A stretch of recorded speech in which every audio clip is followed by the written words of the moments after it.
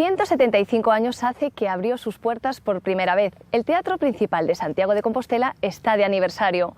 Hoy en día, y tras muchas reformas, sigue conservando su esencia. Abril de 1841. El Teatro Principal de Santiago de Compostela abre sus puertas por primera vez. La burguesía de la ciudad se reúne ahora allí para disfrutar de homenajes, obras de teatro, saltimbanquis, magia. Una necesidad que hasta ese momento se cubría mediante las casas de comedias, almacenes acondicionados para acoger este tipo de espectáculos. Una ubicación escogida, la Rúa Nova, en pleno casco histórico, lo convirtió en un elemento perfecto de dinamización cultural, dejando la estética del edificio en un discreto segundo plano. Es la integración en la trama urbana. O sea, este teatro está en el centro de la Almendra, que es la parte histórica de la ciudad, y es una pieza más entre medianeras. Y es un teatro de una discreción absoluta que uno pasa por la calle y bueno, pues no se entera de que es un teatro. Es una tipología de 5 huecos con planta baja como soportal como las demás, planta primera con 5 balcones abiertos y planta segunda ventanas más pequeñas y luego la cubierta, ¿no? O sea, de piedra, muy bien hecho, pero absolutamente integrado. Y entonces eso es un valor más porque está diciendo que en esta ciudad la arquitectura es una parte que forma parte del conjunto. No digamos que se rechaza el elemento singular por excelencia. Las iglesias ya se hicieron en su momento y son singulares, pero el resto es la trama urbana compuesta por viviendas y locales como este, ¿sabes? Un espacio que hoy en día cuenta con un aforo de 450 personas, pero que hace casi 200 años permitía la entrada a muchos más. Un teatro a la italiana, con planta elíptica que hacía que acústicamente fuese impecable, cualidad que sigue conservando en la actualidad. Claro, acústicamente también los materiales, todo de madera, las formas de los diferentes planos de los palcos hace que no haya unas reverberaciones fuertes y que en cambio haya una sonoridad buena, ¿no?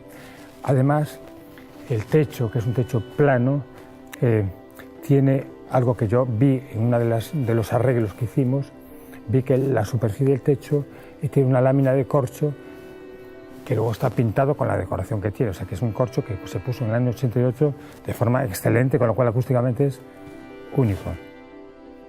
Pero si algo destaca por encima del resto en este teatro, es su sistema de ventilación. Se esconde en su bajo cubierta y, aunque nadie lo vea, es lo que hace que todo funcione.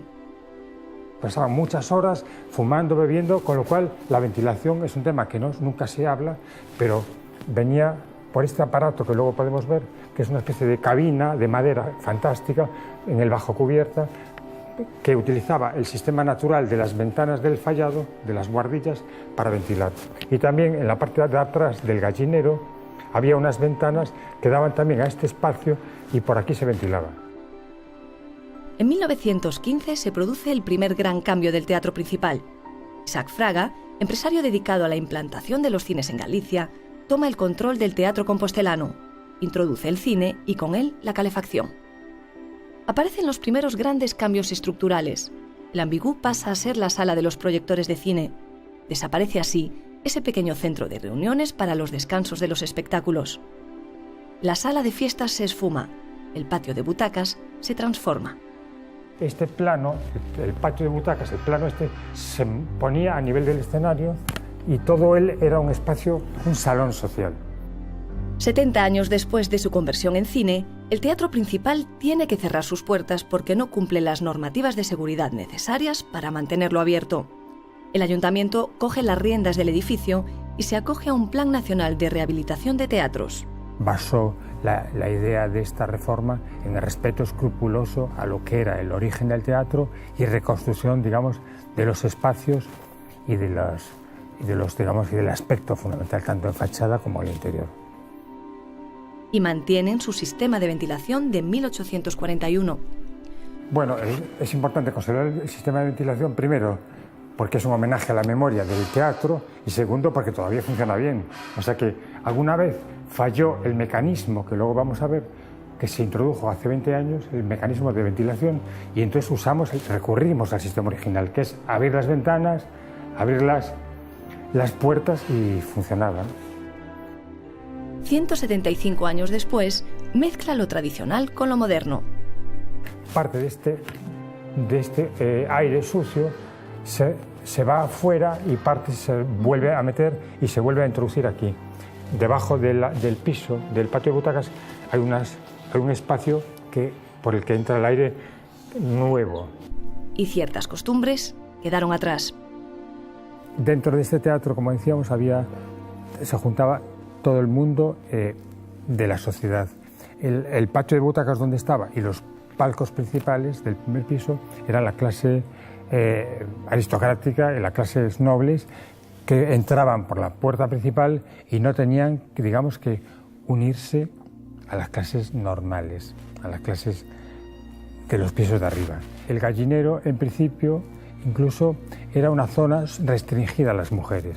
O sea, una cosa que hoy nos parece absolutamente delirante, ¿no? Pero en principio, en 1860-70, todavía las mujeres estaban apartadas de los hombres. Después, ese gallinero, cuando ya daba entrada hombres y mujeres, había un tabique en el medio que los separaba. O sea, casi como ir al aseo, ¿no? Ahora, con 175 años de experiencia, este teatro no cierra nunca. Siempre tiene algo que ofrecer al gran público.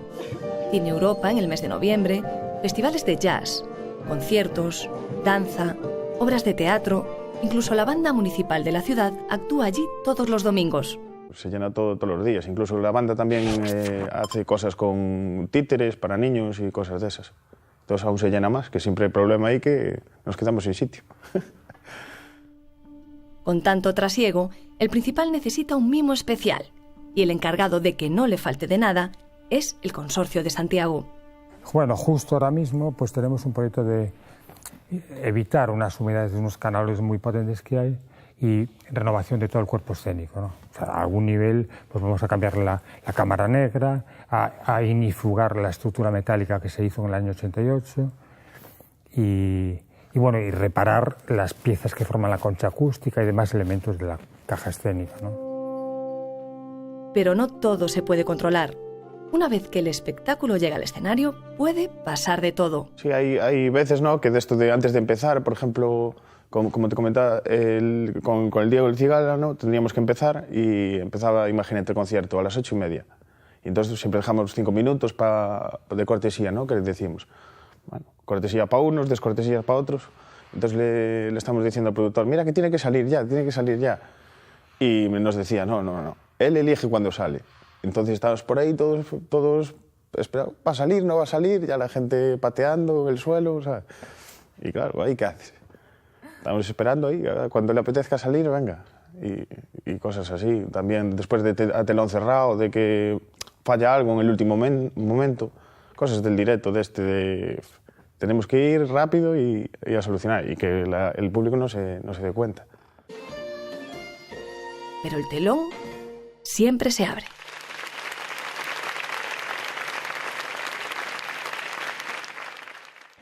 Nos vamos, señores, gracias por estar ahí. Nos vemos en 7 días. Recuerden que estamos a su disposición en la red.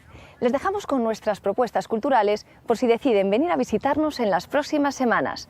Cuídense y disfruten.